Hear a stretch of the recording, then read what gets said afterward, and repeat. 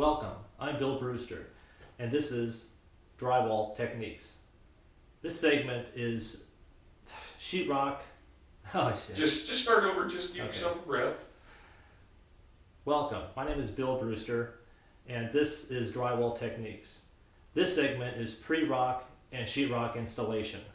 But before I get too far, I want to introduce a friend of mine, Greg Henderson, who's going to be able to help me out on this segment.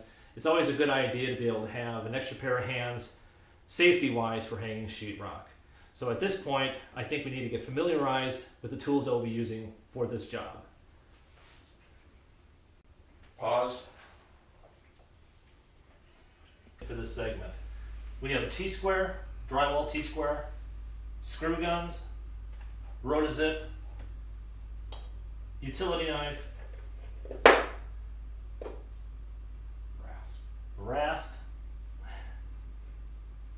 a circle cutter, chalk line, a power planer, sheetrock saw, sheetrock hammer, and liquid nails. Okay. Now. Should I do that over because I paused? Yeah, do it all over, and this time I'm going to actually follow along with your hand. Okay. This is a rasp. I didn't know that. Okay. Good. Ready? Okay. These are some of the tools we'll be using. Start over again. Go ahead. Here are some of the tools which we'll be using for this segment. You have T-square, screw guns, rotozip, utility knife, rasp, circle cutter, keyhole saw. We also have a sheetrock saw, sheetrock hammer, utility knife. Oh shit. Let's try that again. Okay. I can see why it's going to take so long. Okay. All right. Okay. Here are some of the tools we'll be using for this segment. We have T-square, screw guns, rotozip, it's a power planer, utility knife, rasp, circle cutter. Okay, here you go again. If you do it in the same order, we can take pieces from each one. Okay. Go ahead. Here are some of the tools we'll be using in this segment.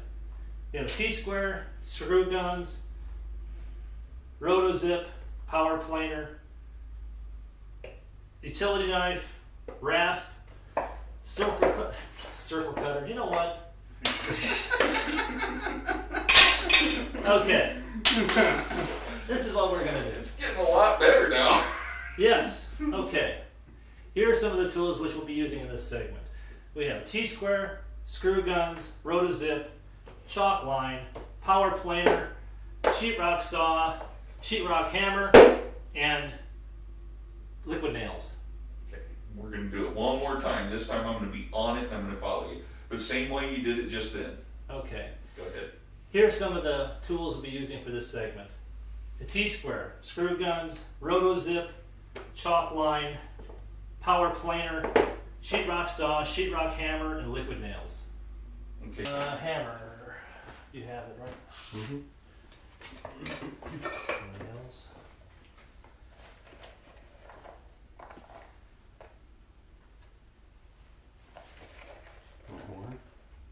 One, two, three.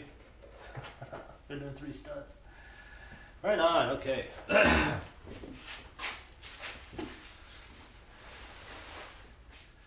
So actually with him holding that, you can video as I'm putting the studs, the butt strips in. Mm-hmm. Actually, I shot how you fitted them in to find out how many you needed. Oh, did you? That. Oh, Yeah. right on. So, some of this we kind of want to just do it, Right. and then we'll cut it down to show in a quicker fashion. But yeah, some of this we got to do. Okay, very good. Fair enough. And I am rolling, so go ahead and start nailing. Okay. At this point, with the chalk line in place, we get a good idea exactly how many butt strips we need to have per stud. And I should make mention that the butt strips are shorter than the sheetrock, so you will have to add in according to the top and the bottom.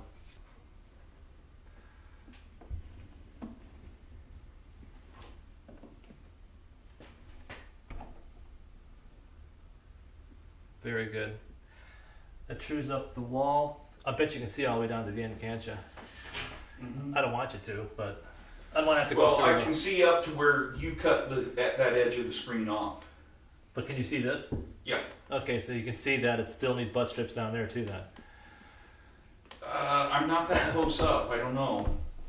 And see, the whole thing is you showed him 3, and you just say continue on. Okay, very good. Okay. So you say, well, you see kind of how this works. Finish up that one that's kind of hanging out on the top of there. Yeah. Okay. And then that's what you say is, and okay, now you kind of get the idea. You continue on, but we've got one high one, and we need to plane it off. Very good. One left. Oh, sweet. Pick it Oh, up. that's not it. Where is it? Oh, there it is. Okay. All right. Okay. And at this point, what you would do is you would continue the process. On each stud. You're doing good. I No. say you continue the process for each stud. Sucks. Okay. And at this point, what you would do is you would follow the line. That isn't it either.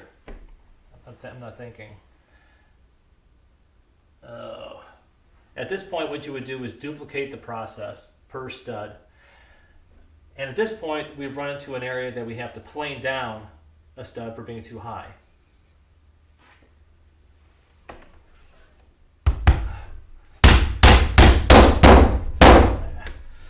Okay. Hopefully you can't. Can you see that though? You know, that's the thing with this screen. I'd have to bring in my other monitor to be able to see just how much. But it's okay. But we they told them kinda to know. duplicate the process. Yeah, they kind of know. Okay. So. Okay.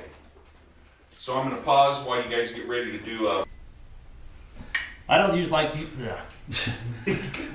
don't like using nails to hang sheetrock. So what I prefer is using liquid nails or drywall adhesive and using screws.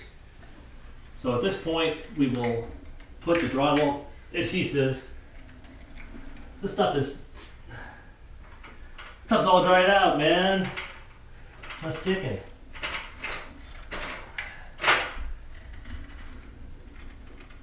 There you go.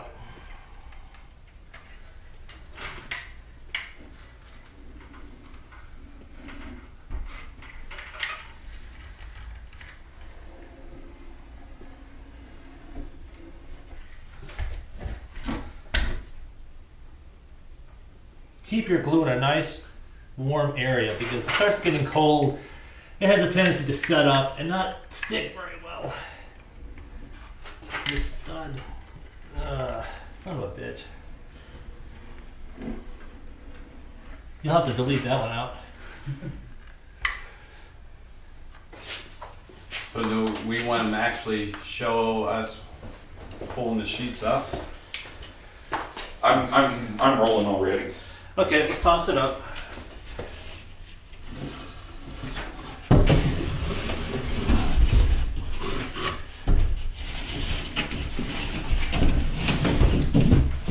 You needed your bench. All right, now. Okay.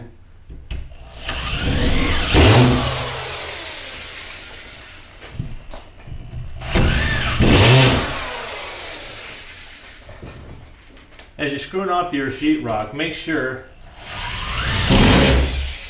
that you're not punching all the way through, that you barely go, Pass flush.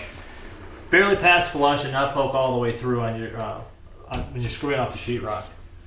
This is painful. This is the painful part you were talking about. Yeah. May want to mention that the screw guns come with a Right. adjustment on the The screw guns also come with an adjustable tip for getting your acquired depth. Try that again. The screw guns have an adjustable tip. That way you can get your desired depth. Try it one more time, Okay. all in one. The screw guns come with an adjustable tip. That way you can get your desired depth.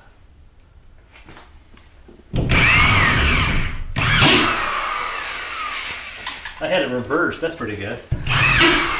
Okay. Want to grab your bench tray?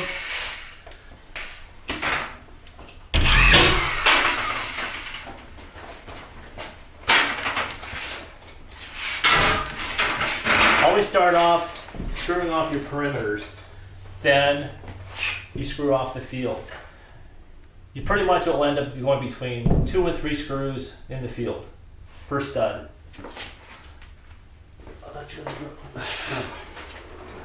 You want me to be up there? Okay, ready? Yeah.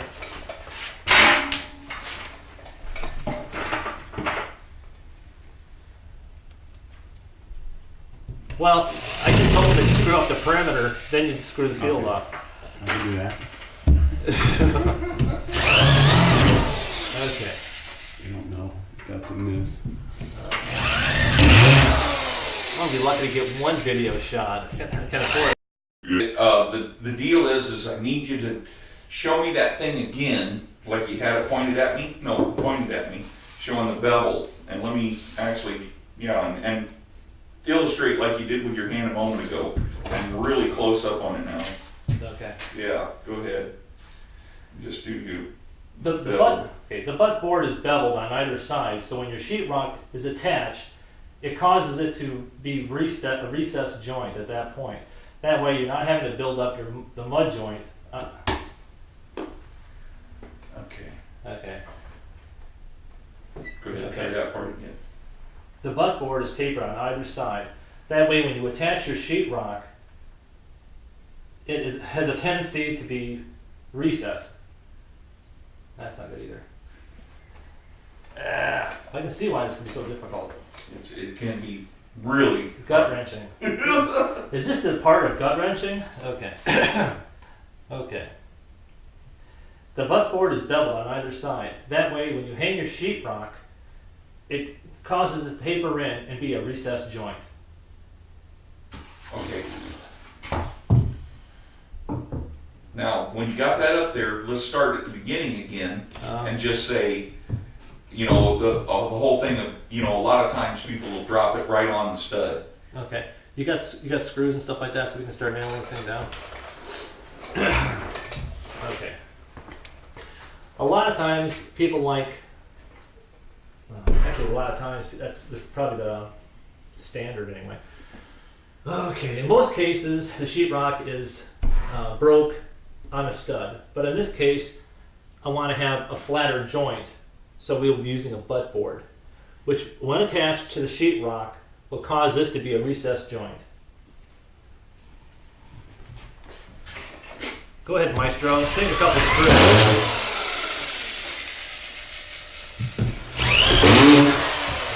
Okay, hold on a moment. I gotta somehow figure out how I'm gonna get that shot, because you're kind of in it. There you go. Can you back this one out? No, don't back it out. Let me. Well, it's going in crooked. Does Oh, it matter? is. Okay. Okay. All right, right there.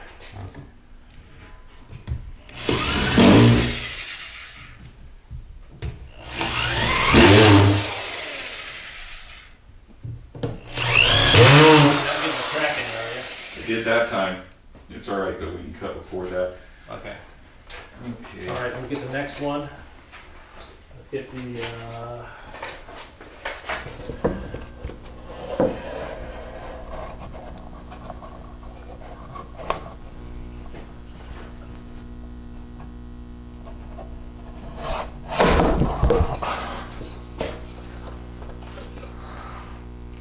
Happy afternoon.